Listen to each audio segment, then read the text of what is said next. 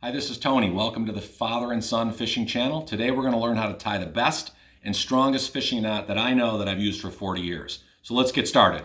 All we really need is we're going to start with our jig head or our lure, and we need about 18 inches of line or whatever you have. And today we're using 8-pound line.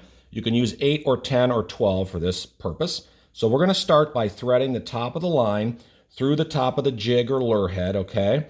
And you're going to leave yourself about this much line to work with so we can tie our 7 knots. So we just start by looping around the line 1, 2, 3, 4, 5, 6, 7 times. Okay, and there's the knots that we have that's going to create the strong bond that we need. Now, the most important part is to take the top of this line and we're going to go through the top of the hole here that we created by the jig head. So you're simply going to thread this line through the hole that we just created, okay? And the left hand is going to pull left on this piece while the right hand moves the knot down to the top of the jig head. That's going to create the very, very strong, indestructible knot that we need, okay? And basically, that's all there is to it.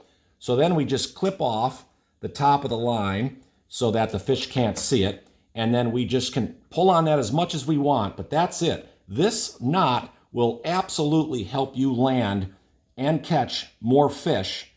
And this is, again, with 8 or 10-pound line. If you've got 20 or 30-pound line for heavier game, you can probably only use 5 knots. But in this case, this 7-knot tie will absolutely help you land more fish. Thanks for watching. We'll see you guys next time.